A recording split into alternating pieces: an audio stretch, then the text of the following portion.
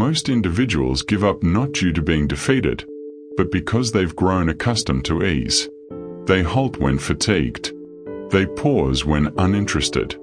Yet, here's the reality. Achievement ignores your emotions. It reacts solely to one factor: your presence. When your thoughts yell, "Halt!" that's the instant you compel yourself to press on. That's where the change starts. Shortly, you'll discover precisely how to overcome opposition, mute your justifications, and condition your thoughts to turn invincible. If you're weary of restarting, now's the moment to grasp how to complete. Grasp the choice to persist. You stand at a pivotal point in your existence. Ahead lie two paths. One circles back to familiarity, security, and all you've experienced. The other ventures into uncharted territory, toward aspirations unrealized, objectives unattained, and a self yet to emerge. I understand the pull to withdraw. The route behind is familiar terrain. It's surrounded by those urging you to remain secure. Avoid dangers. They'll advise, stay practical. Be cautious. However, development doesn't reside there. It thrives on the forward trail. The trail packed with trials, insights, and occasionally suffering. But it's also the route of possibility, advancement, and excellence. Every figure you've respected once occupied your position. They weren't without fear. They weren't assured. They were merely prepared. Prepared to chance defeat, prepared to journey solo, prepared to advance amid the dread. Abraham Lincoln's rise wasn't a direct ascent to prominence. It was dotted with numerous losses, in commerce, in politics, in existence. He forfeited positions. He mourned dear ones. He suffered electoral defeats repeatedly. He encountered rejection. But he declined to allow those setbacks to shape him. He continued onward. And that solitary decision to endure influenced a country's destiny. Lincoln isn't unique. Behind each triumphant individual lies a history of adversity. The writers whose manuscripts were dismissed multiple times. The business leaders who faced insolvency prior to constructing fortunes. The sports stars who practiced quietly long before recognition. What distinguishes them isn't fortune or brilliance. It's choice. The choice to persist. You must embrace that identical choice now. You must resolve that regardless of the difficulty, you won't surrender. That regardless of how loudly your thoughts demand retreat, you'll continue advancing step by step. Because the forward path, though demanding and unpredictable, contains the existence you crave. You don't evolve by evading the flames. You evolve by traversing them. You gain strength by accepting unease, by welcoming dismissal, by ascending once more each time you're felled. Pain isn't your adversary. It's your mentor. It dismantles the fragile and constructs the robust inside you. This is your opportunity. This is where your evolution commences. Not in ease, but in trial. Not in protection, but in strife. Resolve now. Resolve that you're finished with limitation. Resolve that you merit greater. That your visions aren't silly, that your aims aren't excessive, that you're not too damaged. The world doesn't require more individuals concealing. It requires more individuals ascending. And you, at this instant, possess the opportunity to ascend, to progress despite the apprehension, to abandon the existence that no longer benefits you, and enter one that demands greater but yields boundlessly more. So take this stride. Even if your legs tremble, even if your speech quivers, even if you're the sole believer in yourself currently, take the stride. Because this, right here, right now, is where all transforms to articulate your objective distinctly. To persist, you must comprehend precisely why you're advancing. Not vaguely, not eventually, not perhaps, but distinctly, profoundly, and without pause. Your objective is the energy that propels your voyage. It's what motivates you when all else seems burdensome. When society says cease, Objective murmurs, proceed without it. Even minor hurdles seem like peaks. But when your objective glows intensely, you can traverse infernos and emerge fortified. Objective converts agony into advancement. It assigns significance to the concession. It alters strife into development without a potent why. The voyage will overwhelm you with it. The identical voyage will mold you. Martin Luther King Jr. didn't traverse towns, present addresses, and confront animosity because it was simple. He did it because he recognized what he represented. He recognized his direction. His vision of fairness wasn't a desire. It was a quest. Every phrase he uttered, every stride he made was directed by an immovable clarity of objective. That clarity inspired multitudes. It ignited passion in other souls because objective is infectious. When someone proceeds with certainty, people observe, they heed, they pursue. You possess that identical strength within. But first, you must outline it. Question yourself, what ignites my passion? What issue aches my soul to resolve? What heritage do I aim to create? What influence do I seek to generate in this realm? Let the responses be unfiltered. Let them be authentic. Don't accept ambiguous aims or adopted visions. Be truthful. Be precise. And once you've uncovered the response, document it. Not once, not merely mentally. Place it on paper, on your surface, in your diary, anywhere you'll encounter it frequently. Recite it when exhausted. Reiterate it when fearful. Revert to it when uncertainty emerges. Objective isn't a fleeting spark. It's a daily blaze. You must sustain it when the path toughens. Objective will sustain your motion. When tempted to relinquish, objective will recall why you commenced. It will serve as your guide when lost, your stabilizer when tempests strike your shield. When society resists, this isn't about inspiration. Inspiration diminishes. Objective persists. Inspiration is noisy but brief. Objective is subtle but everlasting. Outline it, nourish it, protect it. Your objective isn't merely a declaration. It's your guiding light. It's the cause your narrative matters.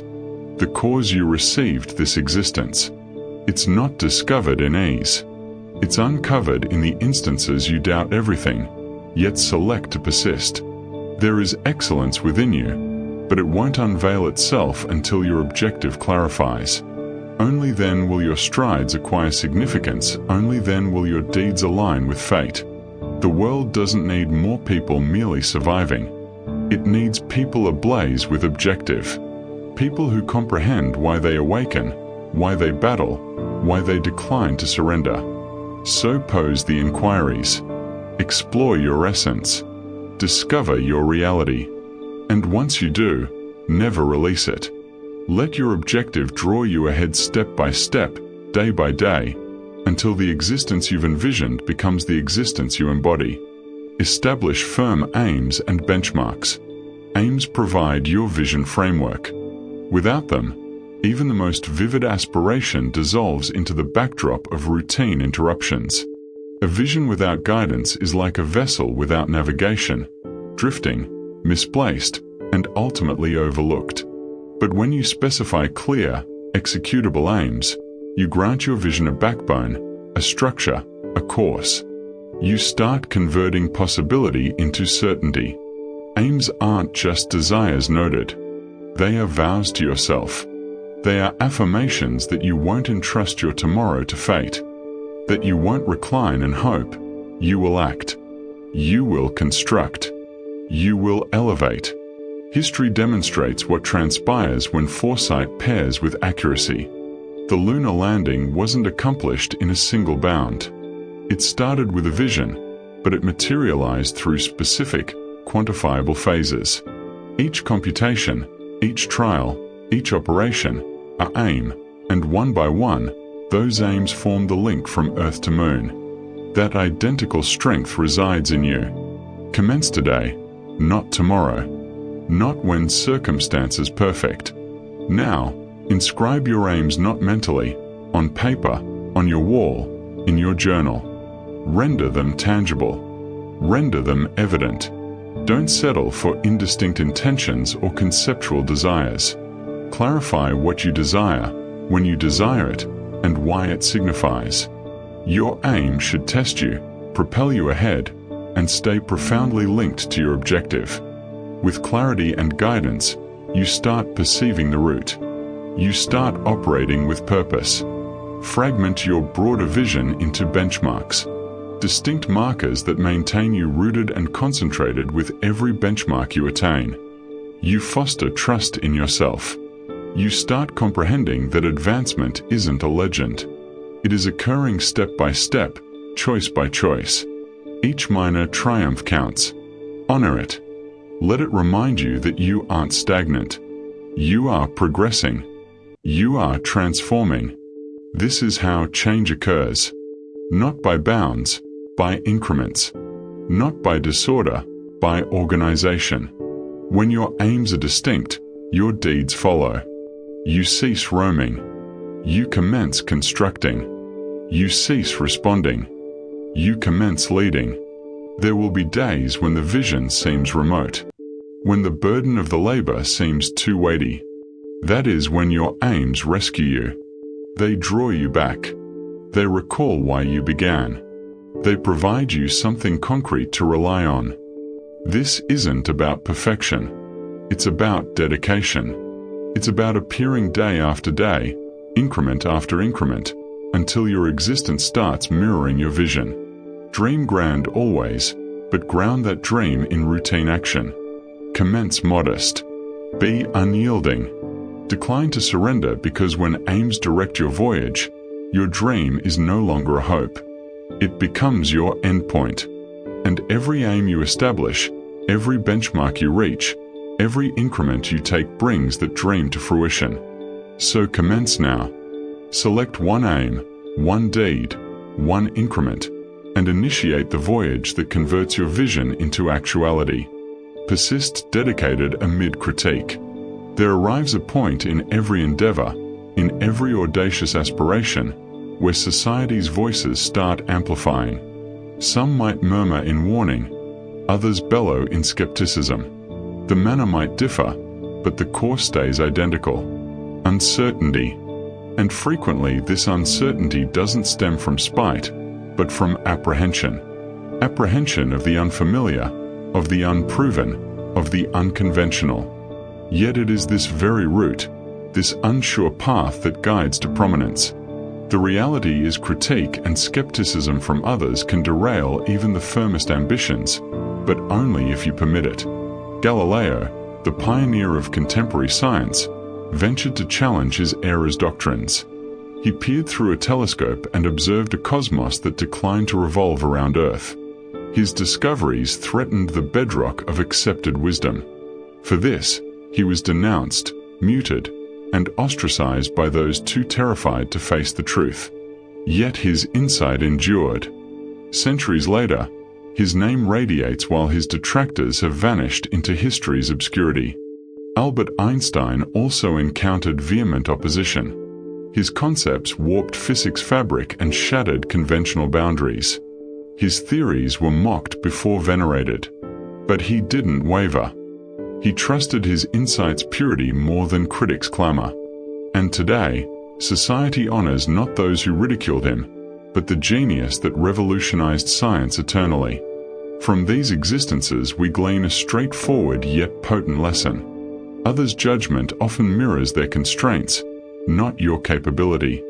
When people question your route, it's typically because they can't envision what you envision. Their sight is confined by their experience's barriers, while yours extends further. If you yield your dreams to their skepticism, you exchange boundless possibility for limited fear. You must thus cultivate the skill to differentiate constructive feedback from destructive clamor. One hones your blade, the other aims to blunt your essence. Welcome the former. Let it polish your skill, fortify your determination, and reveal your unseen flaws. But for the latter, disregard it. Dismiss it like breeze-borne dust, for it pursues not your development, but your cessation. Dedication amid critique is among courage's loftiest forms. It's simple to stand erect when applause surrounds you, but to continue striding when laughter echoes, to continue constructing when mockery resounds, to continue believing when doubt prevails, that is the emblem of the steadfast. That is the hallmark of the visionary. Let their skepticism be your resolve's canvas. Let their disbelief ignite your passion in time. Your outcomes will mute their opposition. Your advancement will respond to their queries. Your triumph will echo your endurance. Comprehend this. No profound shift ever occurred without opposition. No groundbreaking concept ever traversed society unchallenged. But society transforms not because individuals embrace novelty, but because someone ventures to endure despite rejection. You must be that individual, so remain steadfast in your vision. Bear it not as a delicate hope, but as a holy flame. Protect it from doubt's gales and nourish it with belief's breath for one day. Those who questioned you will forget why, but society will recall you. The one who remained authentic. The one who didn't yield. The one who converted resistance into admiration. That is your strength, and it surpasses any critic's voice. Continuously adjust and evolve in your quest for success. You might have pictured the voyage as a linear path, transparent, foreseeable, and simple to navigate. But existence seldom functions thus. It twists and turns and hurls barriers when least anticipated. And in those instances, existence doesn't favor the inflexible or the unyielding. It favors you only if you're adaptable. Adaptability isn't a luxury you can disregard. It is vital. It is what enables you to flourish when others stumble, when markets alter, when schemes collapse, when connections transform. You must transform too. What succeeded yesterday might be outdated tomorrow. So question yourself, will you adapt or be abandoned? Dwight D. Eisenhower, the 34th U.S. President. He wasn't merely a wartime commander. He was a foresighted political figure who grasped strategic versatility's value as president. Mr. Eisenhower confronted a swiftly evolving world. The Cold War, atomic strains, racial turmoil, and fluctuating economic currents. Rather than depending exclusively on military power or partisan doctrine, he adopted a balanced, practical leadership style. Mr. Eisenhower initiated the interstate highway system's development not just as infrastructure but as crucial national defense. He broadened Social Security and upheld New Deal initiatives while controlling federal spending, a subtle balance between advancement and steadiness. And when confronting McCarthyism's rise, he maneuvered cautiously, opting to safeguard democratic principles without inciting further division. Eisenhower's genius resided not in rigidity, but in his capacity to adapt policy to the moment, to America's changing demands. You must maneuver similarly, to flex without fracturing, to remain dynamic. When society attempts to constrain you, be prepared to unlearn and relearn. Persistently pursue knowledge. Broaden your abilities. Don't grip a method that no longer aids you. If a scheme falters, don't view it as termination. View it as a cue to shift direction. Your principles are your foundation, yes, but your approach must be pliable. There is no wisdom in colliding with a barrier when you could circumvent it. True strength is recognizing when to pivot, when to adapt, and when to attack from a fresh perspective. Too many confuse obstinacy for endurance. They don their refusal to change as honor's emblem. But you know better. You know adaptability isn't frailty. It is wisdom. It declares, I won't be bound to the antiquated way. I am dedicated to the result, not the obsolete method. So remain concentrated, but remain pliable. Existence's winds will change. Fresh trials will emerge. Let your sails adapt. Let your mindset progress because existence won't halt to grant you time. It will persist moving, and your sole choice is whether you'll move alongside or be displaced. Do not dread the alterations. Accept them. Venture into the unfamiliar with assurance. Know that your adaptability is your strength. It is what will distinguish you from others. In a constantly transforming world, it isn't the mightiest who prosper. It is those like you who are prepared to change. If you can master this ability, you won't merely endure. You'll mold the future. You won't be shattered by existence's trials. You'll become the force that converts them into opportunity. 6. Cultivate unbreakable self-confidence. Self-confidence is success's foundation. Without it, every advance feels dubious. Every trial feels weightier than reality. Without it, uncertainty infiltrates, stalling advancement and converting capability into remorse. But with self-confidence, you become immovable. You advance with purpose. You communicate with certainty. You operate without delay. Trials don't vanish, but they no longer shatter you. Instead, they fortify you. Muhammad Ali once proclaimed, "I am the greatest." To many it appeared conceited, but to those who comprehended, it was lucidity. It was might. It was a man who recognized, long before society, that greatness originates in the mind. He wasn't born supreme. He became supreme because he believed he was. That belief served as his shield in the arena and his foundation beyond it through every reversal, every contest, every tempest. His self-confidence never faltered. You must construct the same. Not superficial assurance, not transient elevation, but profound, steadfast confidence in who you are and what you're capable of becoming. This confidence starts with your language. Your mind absorbs. It ingests everything you express about yourself. If you utter fear, it will expand. If you utter strength, it will ascend. So utter power daily, unyieldingly. Tell yourself, I am capable. I am deserving. I am strengthening daily. Not because you're feigning, but because your evolving repetition engraves truth. And the more you affirm your value, the more your mind begins to accept it. But don't halt there. Demonstrate it to yourself. Examine your history. Examine the tempests you've already endured. The times you felt shattered yet persisted. The moments you didn't believe you'd survive yet. Here you are. Every triumph, regardless of size, is evidence. Evidence that you possess what it requires. Evidence that you're stronger than you perceive. Collect those moments. Recall them. Let them become your confidence's base. Then carry that confidence into your deeds. Stand erect, shoulders squared, gaze ahead. Speak as if every word holds significance. Act as if triumph is already yours. Because when you maneuver like you believe, society begins to react.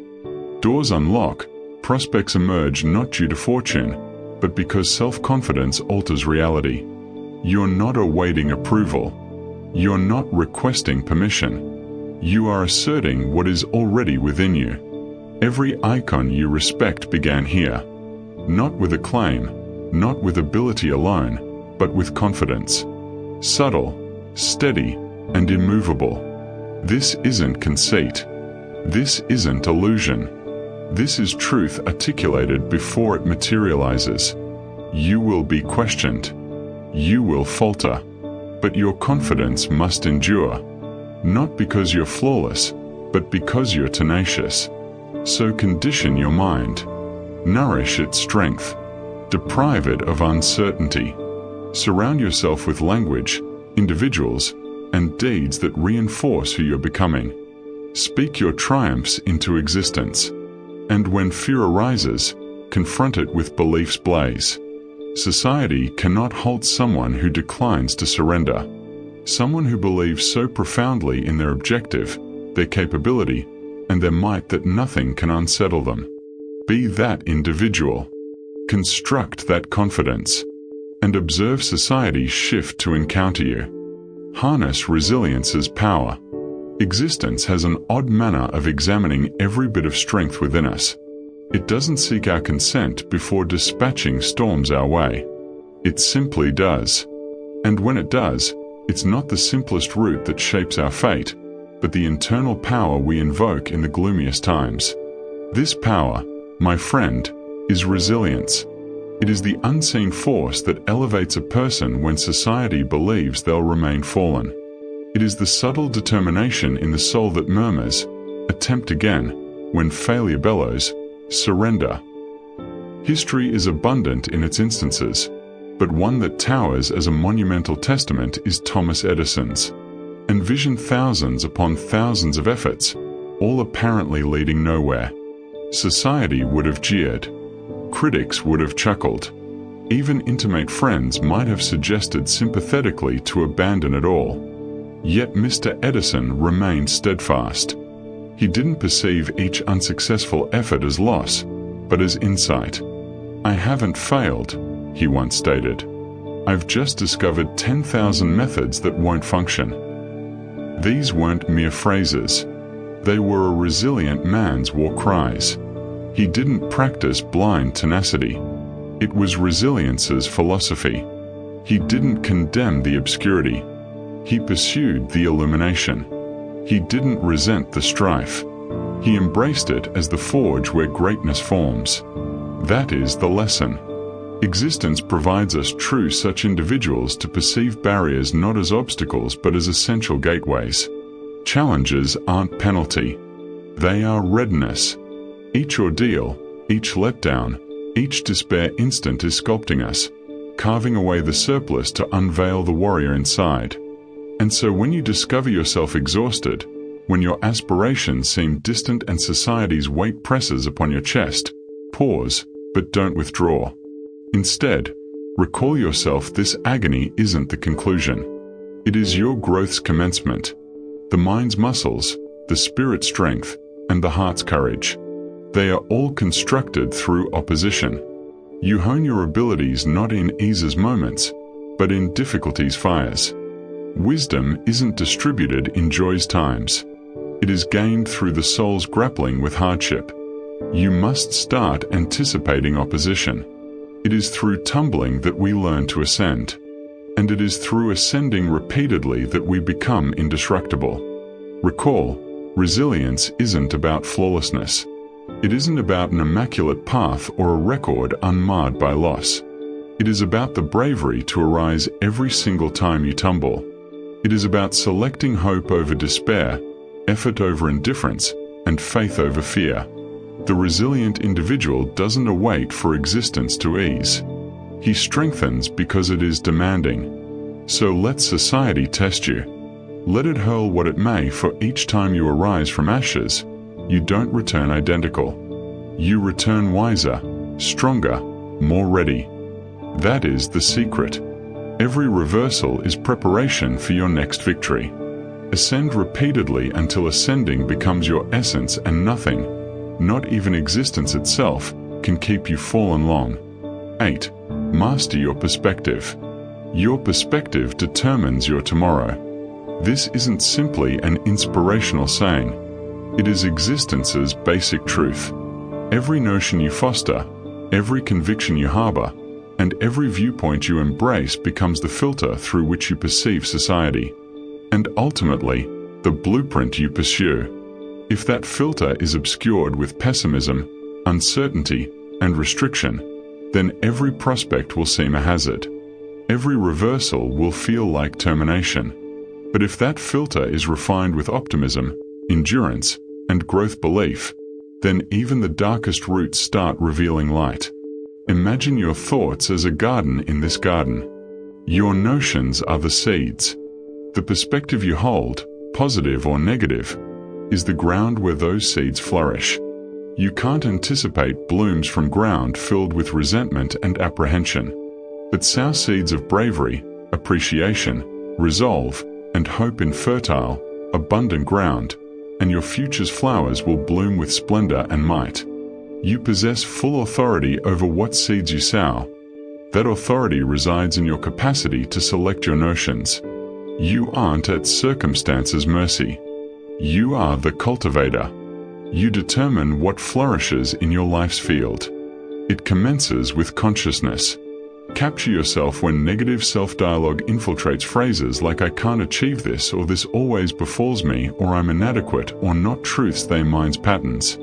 Habits, and like all habits, they can be shattered every time you hear yourself sowing a weed. Extract it, substitute it with a possibility seed. Begin stating "I can, and I will state this trial is my instructor state. Even if I tumble, I will ascend." Fortified with repetition, these notions become convictions. And those convictions become your actions framework. Consider the existences of those who've attained prominence. What distinguishes them isn't fortune or hardship's absence. It is their thinking manner. They've conditioned their minds to interpret strife as development, failure as response, and uncertainty as thrill. They've mastered their internal realm so they can ascend in the external one. You must commence similarly. Nourish your mind with motivation. Read the narratives of those who persevered and triumphed. Surround yourself with voices and settings that mirror who you aspire to become, not who you were. Speak to yourself with the identical encouragement you'd provide a cherished friend, because you are someone deserving of affection and deserving of confidence. Let your mind become your strongest partner, not your greatest underminer. When existence's storms arrive, and they will, your perspective will determine whether you're swept away or whether you ascend, soaked but unconquered. Success, ultimately, isn't solely about external attainment. It is foremost about internal dominance. This is all enduring succeeders' silent secret. They don't merely construct enterprises, families, or empires. They construct internal strongholds. They cultivate tranquility amid turmoil, clarity amid confusion, and confidence amid fear. Their existences aren't flawless, but their viewpoint permits them to develop through what they endure.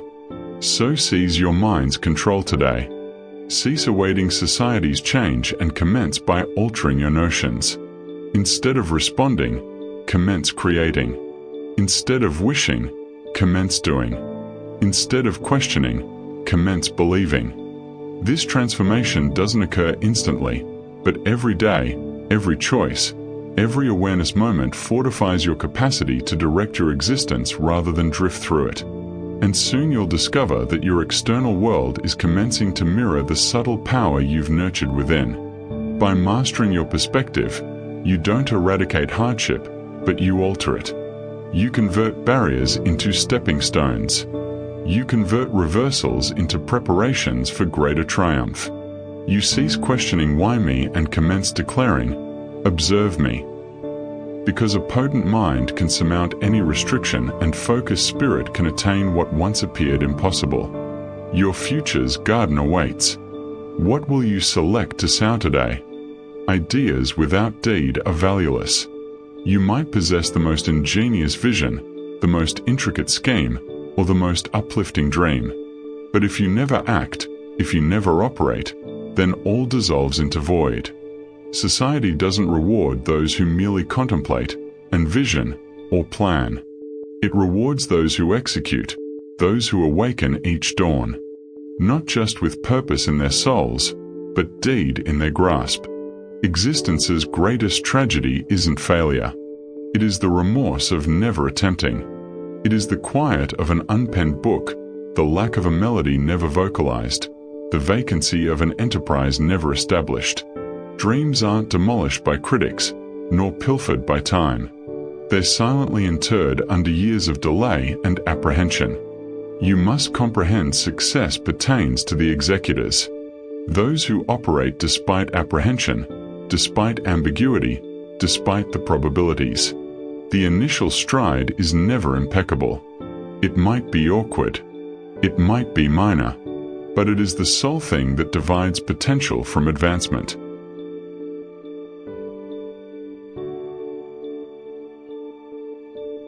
Your vision is only as robust as your readiness to take the initial stride. Now, you don't need to view the whole staircase to commence ascending. You don't need all in place before advancing. Commence with what you possess.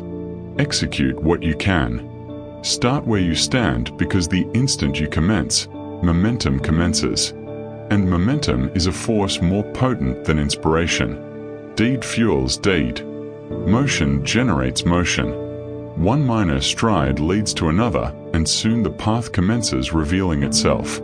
Deed constructs assurance with every task you fulfill. Regardless of size, you instruct your mind that you are capable. You condition your spirit to thrust past opposition.